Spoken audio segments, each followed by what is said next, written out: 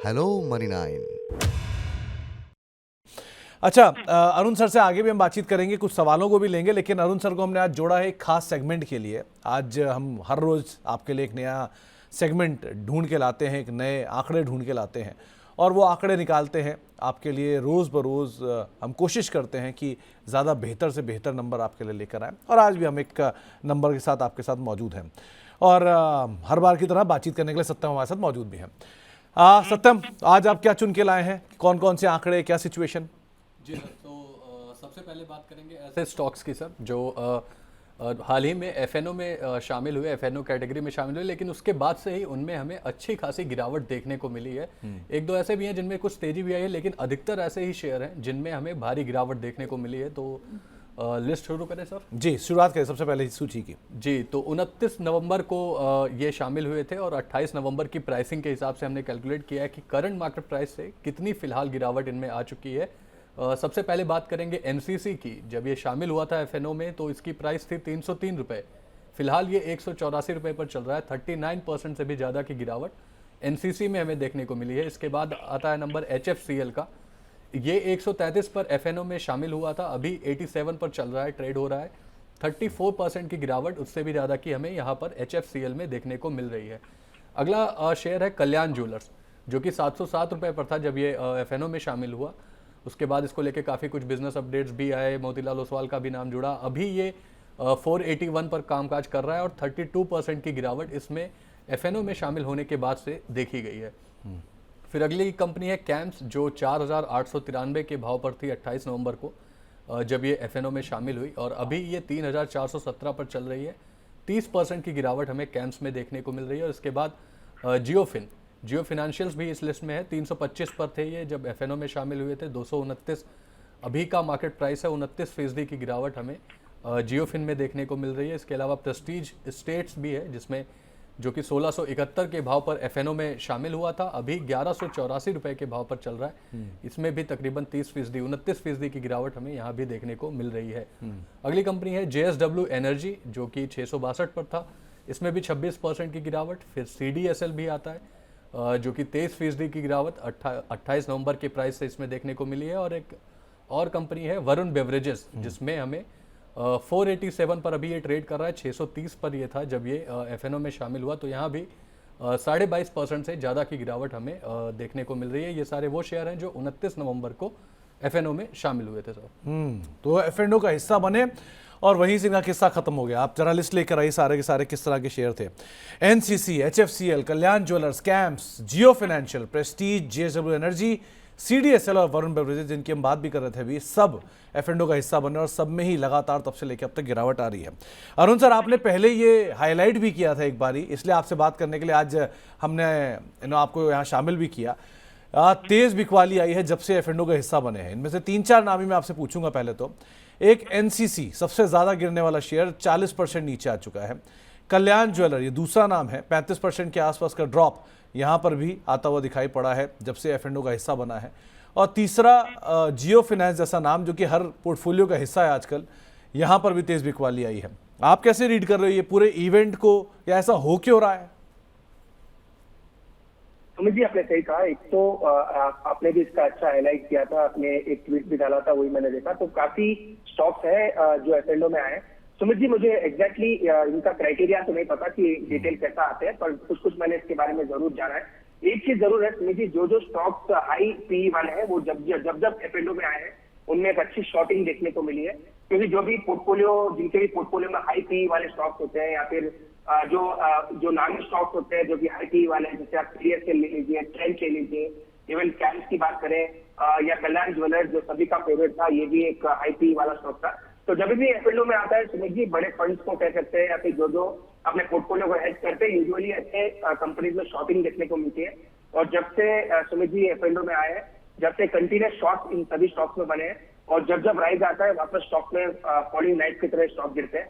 कल्याण jewellers का case आप कह सकते हैं थोड़ा अलग है, कुछ ना कुछ न्यूज फ्लो की वजह से ज्यादा गिरा है। एनसीसी आप कह सकते हैं बजट के बाद कंटिन्यूस स्टॉक भी नीचे आया है, 220 के लेवल से कंटिन्यूस नीचे आ रहा है। 1-2 दिन पहले प्रमोटर्स की बाइंग की खबर आई थी, वहां के उस वजह से थोड़ा एक्शन जरूर देखने को मिला, पर अगेन ये भी स्टॉक नीचे आता हुआ नजर आया। जियो finance again Sumit ji high P वाला स्टॉक है, सभी के फंडामेंटल व्यूज पे बुलिश है, क्योंकि नो डाउट रिलायंस की पार्ट है और कुछ ना कुछ ये कंपनी के बारे में जरूर अच्छा निकल के आएगा। अब तो वैसे भी निफ्टी का पार्ट हो चुका है, पार्ट होने वाला है जियो के साथ जोमेटो, तो हो सकता है आने वाले दिन में इनकी एफ&ओ की एक्टिविटी भी ज्यादा बढ़ती हुई नजर आए। सुमित जी ज्यादा टेक्निकल की बात है, तीनों ही नेगेटिव है, जहां तक कल्याण ज्वेलर्स की बात करें, जियो फाइनेंस की बात करें या फिर एनसीसी की बात करें, तीनों ही नेगेटिव नजर आ रहे हैं। और अगर किसी को लेना है इन तीनों स्टॉक्स में, अगर कैश में लेना है, तो मुझे लग रहा है जियो फाइनेंस एक अच्छा स्टॉक होगा, क्योंकि निफ्टी में भी आने वाला है, ईटीएफ क्लोज भी वापस आने वाले दिन में देखने को मिल सकते हैं, तो जियो फाइनेंस पे जरूर नजर रखें। पर बाकी जितनी भी कंपनीज सत्यम जी ने बताई वो सभी डाउन ट्रेंड में है और आने वाले दिन में भी और शॉर्टिंग देखने को मिल सकती है। दो नाम और सर, कैम्स और सीडीएसएल, जरा इन्हें और देखो क्योंकि ये सबके पोर्टफोलियो का हिस्सा रहा है, कैम्स भी और सीडीएसएल भी, इन दोनों को आप कैसे देख रहे हो? सुमित जी मुझे लग रहा है वीकली और मंथली सपोर्ट के आसपास है ये दो स्टॉक। इनफैक्ट मैं बीएससी को भी अभी डीपली ट्रैक कर रहा हूँ, क्योंकि मार्केट में अगर रिकवरी बनती है तो मार्केट पार्टिसिपेंट्स के स्टॉक काफी अच्छे कर सकते हैं। तो camps, CDSL, angel one, BSc, ये चारों को मैं ट्रैक कर रहा हूँ। अभी भी हमने कोई बाय रिकमेंडेशन दिया नहीं है सुमित जी, पर मुझे लग रहा है ये चारों स्टॉक यहाँ से थोड़ा बेस बिल्डिंग का फॉर्म कर सकते हैं। कैम्स में मुझे लग रहा है एक अच्छा सपोर्ट है ऑलमोस्ट 3300 के आसपास, तो 3200, 3300 के आसपास एक बेस जरूर बनना चाहिए। सीडीएसएल में भी मुझे लग रहा है 1150 के आसपास अच्छा सपोर्ट है। सीडीएसएल में अगेन एनएसडीएल का आईपीओ आने की बातें हो रही है, मार्च में हो सकता है वो आईपीओ आता हुआ भी नजर आए, तो सीडीएसएल वैसे भी लाइमलाइट में रहना चाहिए। तो मुझे लग रहा है अगर कैश में कोई बाई करना चाहता है तो फ्रैगमेंटेड या फिर स्कैटर्ड वे में बाई कर सकता है। कैम्स और सीडीएसएल मुझे लग रहा है वीकली सपोर्ट के आसपास स्टे कर रहे हैं। कैम्स और सीडीएसएल वीकली सपोर्ट के आसपास है, कोई रेटिंग नहीं है लेकिन अंडर ऑब्जर्वेशन आप जरूर रखिएगा, ये अरुण सर मान रहे हैं। अरुण सर आप बने रहो, अभी ये सूची और लंबी है, ये और लंबे और बहुत सारे शेयर सत्यम ढूंढ के लाए हैं, क्योंकि बहुत लंबी सूची ओवर पीरियड ऑफ टाइम इकट्ठी भी हो गई है। तो सत्यम आप अगली सूची कौन सी है? जी सर गिरावट वाले शेयरों की भी बात करेंगे, लेकिन 29 नवंबर से ही दो शेयर अभी सर भी बता रहे थे, बीएससी का जिक्र कर रहे थे, तो अगर उनका देखिए बीएससी परफॉर्मर रहा है, अच्छा परफॉर्मर रहा है, जब से ये एफएनओ में शामिल हुआ है तब से 23% की तेजी हमें बीएससी में देखने को मिली है। इसके अलावा मैक्स हेल्थ केयर है, इसमें भी तकरीबन मामूली सी तेजी, 976 पर ये एफएनओ में शामिल हुआ था, अभी 989 पर ये ट्रेड कर रहा है, 1.2% की तेजी इसमें भी हमें देखने को मिली है जब से ये एफएनओ में शामिल हुआ है। लेकिन आगे बढ़ते हैं और गिरावट वाले शेयर जानते हैं। तो 31 जनवरी को अब ऐसे शेयर्स की बात करेंगे जो एफएनओ में शामिल हुए, और इसमें 4 कंपनियां हैं। एनबीसीसी, जो ये 30 जनवरी को इसका प्राइस था 93 रुपये और अभी इसका प्राइस है 80 रुपये करंट मार्केट प्राइस, तकरीबन 15-14% की गिरावट इसमें हमें देखने को मिली है। फिर है सोलार इंडस्ट्रीज, जो कि 12% की गिरावट 30 जनवरी के प्राइस से देखने को मिली है, 31 को ये एफएनओ में शामिल हुआ था। इसके बाद आता है टॉरेंट पावर, जहाँ पे हमें 11% की गिरावट देखने को मिली है, और फिनिक्स मिल, यहाँ पर हालांकि बहुत ही मामूली परिवर्तन देखने को मिला, 1.3% की गिरावट, लेकिन फिनिक्स मिल भी इस लिस्ट में शामिल है जो 31 जनवरी को एफएनओ में शामिल हुए थे। तो अरुण सर दो नाम इनमें से आता है, एक है सोलर इंडस्ट्री, जब हम लास्ट टाइम मिले भी थे तब भी हमारी बात हुई थी, सोलर इंडस्ट्रीज हाल फिलहाल का हिस्सा बना है एफएनओ का, तो इसमें शायद कुछ वैल्यूएशन पार्ट भी डिस्कम्फर्ट में है। और दूसरा एनबीसीसी, इसको आप कैसे देख रहे हो? ये दोनों ही तब से टूटे हैं, यहाँ क्या करें?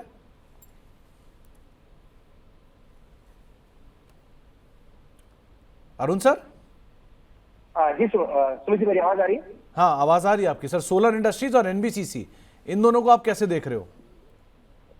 सुमित जी मुझे लग रहा है ये स्टॉक अभी भी मुझे लग रहा है डाउन ट्रेंड में है, खासकर सोलर इंडस्ट्रीज की बात करें तो यहाँ पे मुझे लग रहा है राइज आ सकता है 9100, 9200 के आसपास तक, तो वहां से मुझे लग रहा है वापस सेलिंग देखने को मिलेगी और एक बार वापस 8200, 8300 तक के लेवल देखने को मिल सकते हैं। अगर इसमें भी सेम स्टोरी रहेगी, जो हाई पी वाले स्टॉक्स हैं और रिजल्ट खराब आया है, कमेंट्री में भी काफी कुछ दिक्कत नजर आ रही है, तो टेक्निकली भी मुझे लग रहा है वीकनेस है, और एक बार 9000, 9100 के आसपास जाने के बाद वापस 8200, 8300 तक स्टॉक आ सकता है। तो सोलर इंडस्ट्रीज मुझे लग रहा है अभी भी एक स्टॉक साइड कैंडिडेट रह सकता है, थोड़ा राइज जरूर आएगा पर मुझे लग रहा है वापस डाउन ट्रेंड देखने को मिल सकता है। सिमिलरली एनबीसीसी भी मुझे लग रहा है अपने मल्टीपल मेजर सपोर्ट के आसपास है। यहाँ पे फ्रेश शॉर्ट्स की मुझे लग रहा है यहाँ पे उतनी शॉर्ट्स की अभी स्ट्रक्चर नजर नहीं आ रहा, मल्टीपल वीकली सपोर्ट भी इसके प्राइस के आसपास है, तो 77, 78 इसके नीचे मुझे एनबीसीसी जाता हुआ नजर नहीं आ रहा है। तो एनबीसीसी मुझे लग रहा है थोड़ा बेटर कैंडिडेट है और थोड़ा राइज आ सकता है। पर जहां तक सोलर इंडस्ट्री की बात है, मुझे लग रहा है वापस अगर ऊपर जाता है तो फिर शॉर्ट स्टॉक में बन सकता है। तो आपके लिए राय, एनबीसीसी और सोलर इंडस्ट्रीज, ये दो नाम और थे जिनके ऊपर भी चर्चा करना जरूरी है। एक और नाम था, अच्छा सत्यम आप तीसरी लिस्ट जरा पूरी करो पहले अपनी। जी सर, तीसरी लिस्ट में वही थे मैक्स हेल्थ केयर और बीएससी, जिनमें थोड़ी तेजी आई थी, तो उनको भी मैंने लिस्ट में शामिल कर लिया था। उन पर भी हमने बात कर ली। बीएससी में जब से ये एफएनओ में शामिल हुआ है 23% की तेजी देखने को मिली है, और मैक्स हेल्थ केयर में तकरीबन 1.5% की तेजी देखने को मिली है। तो इन दोनों कैसे देख रहे हो अरुण सर? ये कॉन्ट्रा ट्रेड है। बीएससी पे भी आप बात कर भी रहे थे, 23-23.5% ये चल चुका है, और मैक्स हेल्थ केयर दूसरा नाम है जो कि 1.5% चल चुका है। तो आमतौर पे बीएससी को और सीडीएसएल को एक ही कैटेगरी में रखा जाता है, एक ही तरह से दोनों को देखा जाता है, एक चला एक टूटा। अब क्या करें? तो जी अगेन बीएससी वैसे स्टॉक काफी अच्छा चला है, एनएससी के आईपीओ की बातें भी इसमें भी हो रही है, पर बीएससी टेक्निकली थोड़ा मजबूत है सुमित जी, पर इसमें भी मुझे लग रहा है करेक्शन ड्यू है। वापस 5200 5300 तक स्टॉक आ सकता है। पर अगर आप कंपैरिजन करते हैं तो सत्यम जी का डेटा एकदम सही है, बीएससी ने डेफिनेटली आउट परफॉर्म किया है, और मुझे लग रहा है अभी आगे भी आउट परफॉर्म कर सकता है। एक डिप जरूर आएगा, 5400 5300 तक आ सकता है, पर ओवरऑल मुझे लग रहा है टेक्निकली ये स्टॉक बुलिश है और बाय ऑन डिप वाला कैंडिडेट है। तो मुझे लग रहा है बीएससी में कोई शॉर्ट या फिर कोई सेल की राय नहीं है। अगर डिप आता है 5400 5300 तक, तो मुझे लग रहा है वहां पे लॉन्ग ही करना चाहिए। अरुण सर, जिसके नाम में सत्य हो उसका डेटा गलत कैसे हो सकता है? सत्यम का डेटा तो सही होना ही होना है, लेकिन हाँ 23-24% के आसपास की बढ़िया तेजी बीएससी में देखने को मिली है। अरुण सर, एक नाम छूट गया है, वो है डिलीवरी का। इस पर भी हमारी चर्चा कई बार हुई है, और ये भी जब से हिस्सा बना है तब से इसमें भी बहुत बुरी तरह बिकवाली चली रही है। यहाँ क्या किया जाए?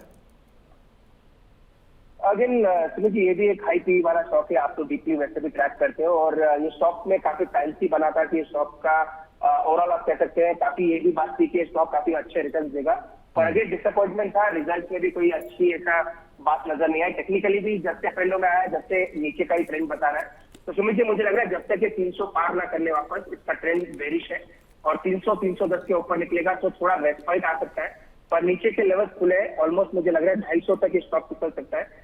तो ये भी एक क्लासिक कैंडिडेट है जो एफएनओ में आने के बाद डाउन ट्रेंड दिखा रहा है।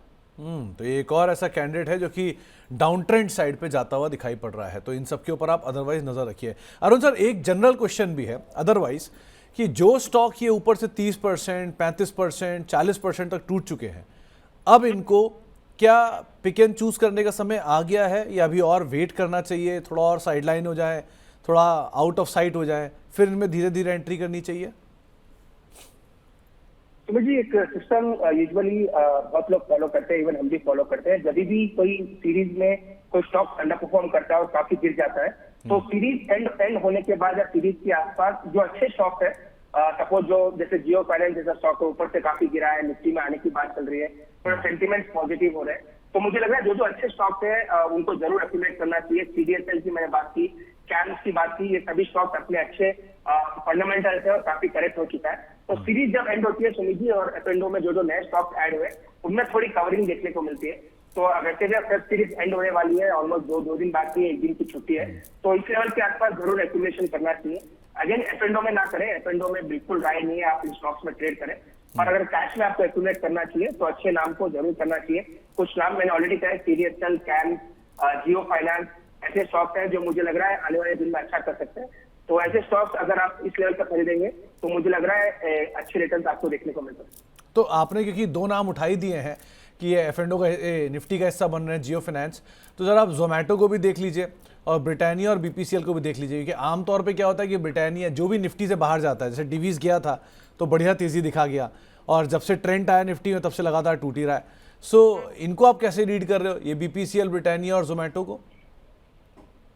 सुमित जी, बीपीसीएल और ब्रिटानिया दोनों पे बुलिश व्यू है, क्योंकि स्टॉक काफी करेक्ट हो चुके हैं, सपोर्ट के आसपास है, और हिस्टोरिकली डेटा भी यही बताता है जब भी कोई स्टॉक निफ्टी के बाहर जाता है उसमें आउट परफॉर्मेंस देखने को मिलता है। ये स्टॉक हमने निकाला था वेदांता, जो निफ्टी के बाहर जब से गया, जब से वो स्टॉक वापस नीचे की तरफ आया नहीं है। तो वैसे भी स्टॉक करेक्टेड है, और बड़े आप कह सकते हैं फंडामेंटली स्ट्रॉन्ग कंपनीज है। तो बीपीसीएल और ब्रिटानिया ऐसे स्टॉक अगर आपको नीचे मिलते हैं इनको डेफिनेटली ऐड करना चाहिए। और अगेन मुझे नहीं पता एग्जैक्टली क्राइटेरिया क्या है, पर दो हाई पी वाले स्टॉक्स को निफ्टी में ऐड किया गया है, जोमेटो और दोनों जियो फाइनेंस, दोनों हाई पी वाले स्टॉक है। तो निफ्टी का री रेटिंग भी जब होगी तो ये पी के वाले स्टॉक को जरूर कंसिडर करना पड़ेगा। तो मुझे लग रहा है जोमेटो में शॉर्ट्स बन सकते हैं, अभी भी स्टॉक में कोई लॉन्ग टर्म एक्यूमुलेशन की राय नहीं है। जब तक सुमित जी ये स्टॉक 240-45 के ऊपर ना निकल जाए, इस स्टॉक में बाई ना करें। अगर पोजीशन एफएनडो में अच्छी है तो एक बार कट करने की सोचे, जब भी राय जाता है 240 के ऊपर निकलेगा सुमित जी, जब इस स्टॉक को बाई करेंगे, जब तक स्टॉक को अवॉइड करके। तो 240 के ऊपर निकलेगा तभी इसको आप लॉन्ग करिए, वरना इसको अवॉइड करके चलने की राय आपको दिया। बीपीसीएल और ब्रिटानिया के ऊपर अरुण सर काफ़ी बुलिश हैं। अरुण सर, 2-3 दर्शकों के भी अच्छा, पहले तो सत्यम बहुत बहुत शुक्रिया ये तमाम डिटेल हमारे साथ शेयर करने के लिए और इन आंकड़ों को रखने के लिए। और उम्मीद है आप रोज़ ही रोज़ ऐसे नए आंकड़े लेकर आते रहेंगे। तो आप लोग सत्यम को सुन ही रहे हैं, लगातार 3 दिन से कुछ कुछ नए आंकड़े ढूंढ ढूंढ के ला भी रहे हैं।